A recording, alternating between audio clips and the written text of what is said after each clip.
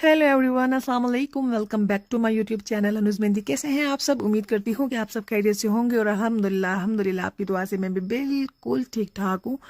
आज आप लोगों के लिए मैं बहुत ही खूबसूरत सा मोटिव मेहंदी डिज़ाइन लेके आई हूँ। उम्मीद करती हूँ कि आपको बहुत अच्छा लगेगा। वीडियो अच्छी लगने की सूरत में वीडियो को ज़रूर लाइक कीजिएगा और मेरे चैनल को सब्सक्राइब करके बेल आइकन लाजमी प्रेस कर दीजिएगा। वो लोग जो मेरे चैनल पर फर्स्ट टाइम विजिट कर रहे हैं और जो आते जाते रहते हैं उनका thank you so very much.